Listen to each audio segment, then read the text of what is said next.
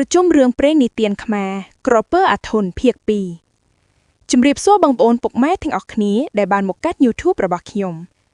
មុននឹងបន្តបើបងប្អូនស្រឡាញ់និងចូលចិត្តសូមជួយ Subscribe ម្នាក់មួយថងដើម្បីបានវីដេអូថ្មីៗសូមអរគុណអោពុទ្ធោអើយពេលនោះលោកគ្រូបាត់វិញ្ញាណคล้ายទៅជាខ្មោចសុទ្ធសាធឃើញអាការៈវិញ្ញាណដូច្នេះហើយភិក្ខុសង្ឃស្រែកទ្រហោយំទ្រហឹងអង្កងស្ដាយលោកគ្រូចៅអធិការហើយក៏បន្ទោសទៅអាធន់ខាអោឯងអាក្រក់ណាស់ហ៊ានសម្លាប់លោកគ្រូឥតពិចារណាអាធន់នឹកថាអោអញអើយអញស្មានថាពួកអញអាចលាក់លោកគ្រូអញឲ្យរួចពីសេចក្តីអន្តរាយបាំងឥឡូវញីបែរត្រឡប់ទៅជាភ្នូសម្រាប់កប់លោកគ្រូអញវិញសោះអោគំនិតអ្វីក៏ថយថោកដល់ម្លេះ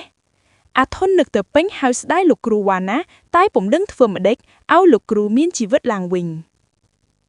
វេលាដែលគេរៀបបូជាសពលោកគ្រូចៅអធិការអាធន់មានសេចក្តីអៀនខ្មាស់ខ្លាំងហើយនឹកថា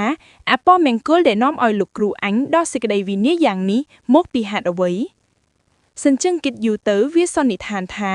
អញប្រកាសខកពិតមែនហើយព្រោះអញបានសម្លាប់លោកគ្រូដោយខ្លួនអញប៉ុន្តែហេតុអ្វីបានជាអញលាបលោកគ្រូទៅក្នុងពោះអញនេះមកអំពីអានការពារសឹកថើយនៅភ្នំសុពណ៌កាលីក្នុងពេលដែលត្រឡប់ពីឧត្តមវិញប៉ុន្តែយូរបន្តិចមកទៀតអាធន់គិតឃើញច្បាស់ថាសេចក្តីអន្តរាយដែលកើតឡើងអំបាលម៉ាននេះបណ្ដាលមកតែពីព្រះរាជបុត្រីបើសិនជាស្ដេចកំត្រាស់បង្គាប់ឲ្យគេនិមន្តលោកគ្រូអានលោកពុំមានគ្រោះថ្នាក់ដល់មរណៈដូច្នោះឡើយហេតុដែលបណ្ដាលឲ្យលោកគ្រូអានដល់មរណៈដោយសារតែព្រះរាជបុត្រីដូច្នេះព្រះរាជបុត្រីត្រូវតែមានទោសគិតហើយអាធន់ក៏ចងអាឃាតគំគួនប្រុងសងសឹកនឹងព្រះរាជបុត្រីឲ្យដល់នៅសេចក្តីមរណៈហើយអាធន់ក៏វាពីលើគោកចុះទៅក្នុងទឹកទន្លេមេគង្គអោគួរឲ្យស្ដាយវត្តសម្បូរណាស់អស់បានខឿនអាធន់ទៀតហើយមុននឹងហៅទៅដល់ឧដុង្គអាធន់ហៅសន្សឹមជាយូរថ្ងៃនៅក្នុងទន្លេមេគង្គដល់ឧដុង្គទើបវាឈប់សម្រាកកាយបង្អង់មើលឱកាសល្អដើម្បីសងសឹកនឹងព្រះរាជបុត្រីក្នុងរឿងនេះมันបានរាយរាប់អំពីកំណត់ប៉ុន្មានឆ្នាំខែដែលក្រពើរងចាំមានឱកាសល្អនឹងសងសឹកឡាយគេគ្រាន់តែនិយាយថាមានថ្ងៃមួយវេលាដែលបុត្រីនោះបានជាសះស្បើយល្ហើយស្រួយព្រះអង្គហើយព្រះនាងចុះមកក្រសោទឹកទន្លេជាមួយនឹងព្រះរាជបរិបាររបស់ព្រះនាងវេលាដែលព្រះនាងកំពុងកញ្ជ្រោះបោកបាតលេងសប្បាយសើចក្អាកក្អាយជាមួយនឹងព្រះរាជបរិបារនៅក្នុងទឹកស្រាប់តែក្រពើឈ្មោះអាធន់មកត្របាក់យកព្រះនាងទៅបាត់ទៅនិយាយពីព្រះមហាក្សត្រកាលបើទ្រង់ជ្រាបថាក្រពើបានត្របាក់លេបព្រះរាជបុត្រីហើយក៏ទ្រង់ព្រែកកន្សែងខ្សឹកខ្សួលអួអាក់ជាខ្លាំងពន់ពេកទ្រង់ត្រាស់បង្គាប់ឲ្យរៀបចំទូកទៅប្រហារជីវិតក្រពើនោះដើម្បីឲ្យយល់ច្បាស់រឿងនេះយើងគប្បីសន្និដ្ឋានថានៅក្នុងសម័យនោះប្រទេសកម្ពុជាលិចទឹកពាក់កណ្ដាលកន្លែងមួយធំដែលឥឡូវនេះជាខេត្តកំពង់ចាមនិងក្រចេះលិចទឹករហ័សរហឹមទាំងអស់ហេតុដូច្នេះបានជាមានសត្វទឹកច្រើនមហិមាដើម្បីនឹងទៅប្រហារអាធន់នោះគេត្រូវរៀបចំសម្បៃរៀបទូកក្តារច្រវាចែវច្រានធិងនៅទីបំផុតព្រះរាជាទ្រង់ព្រះបញ្ជាឲ្យហោរាគុនគូមើលឲ្យដឹងថាក្រពើនោះនៅទីត្រង់ណាហើយរកឧបាយចាប់ឲ្យទាល់តែបានហោរាបានឲ្យធ្វើកន្ទងស្លឹកចេកបញ្ចុកយន្តអាគមគាថាក្នុងកន្ទងនោះហើយបណ្ដែតទៅលើទឹកកន្ទងនោះក៏អណ្ដែតទៅតាមដានអាធន់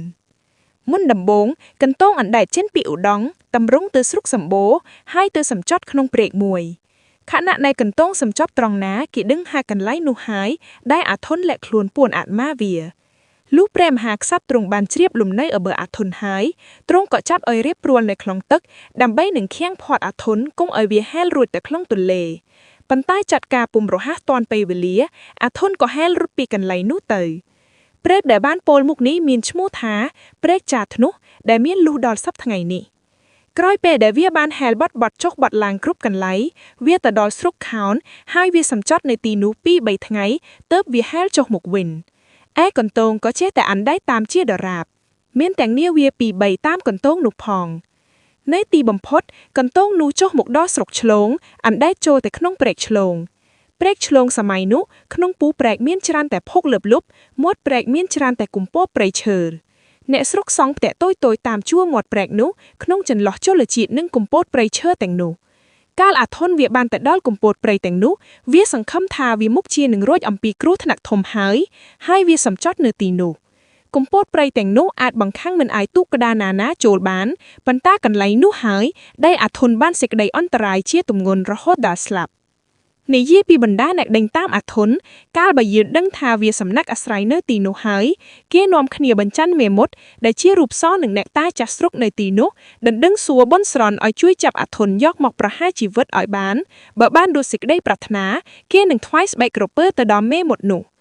ពេលនោះអាធន់សំចត់នៅកំឡៃមួយដែលឲ្យតាមសពថ្ងៃនេះថារូងឯពួកអ្នកដេញតាមអាធន់លុះបានឱកាសល្អក៏មុជក្នុងទឹកចាប់ចងស្រាក់ខ្លួនវាទីដែលធ្វើការទាំងនោះនៅឃើញមានស្នាមដំណើររហូតដល់សពថ្ងៃ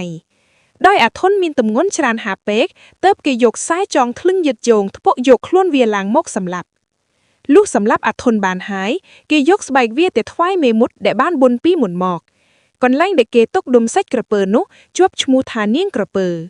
តមកប៉ុន្តែដែលដីនៅកន្លែងនោះមានរាងដូចជាខ្នងសត្វលាគេត្រឡប់ជាហៅថាខ្នងក្រពើវិញសោះកន្លែងដែលធ្វើចំការកៅស៊ូនៅមេមត់សពថ្ងៃឈៀងខាងអឺតបន្តិចមកទៀតខាងស្នូលមានកន្លែងមួយឈ្មោះថាវាលហាលងៀតព្រោះកន្លែងដែលគេពន្លាក់សាច់ក្រពើប្រលាក់អំបិលហាលថ្ងៃចំណែកព្រះសពព្រះរាជបុត្រីដែលរកឃើញក្នុងពោះអាធន់នោះព្រះរាជាទ្រង់ចាត់ការបូជាព្រះភ្លើងនៅស្រុកសម្បូរហើយទ្រង់បញ្ចុះព្រះធាតុចេតិយមួយនៅក្នុងវត្តសម្បូរនេះឯងជំរាបសួរបងប្អូនពុកម៉ែទាំងអស់គ្នាដែលបានមកកាត់ YouTube របស់ខ្ញុំបើបងប្អូនស្រឡាញ់និងចូលចិត្តសូមជួយ Subscribe ម្នាក់មួយផងដើម្បីបានវីដេអូថ្មីៗសូមអរគុណ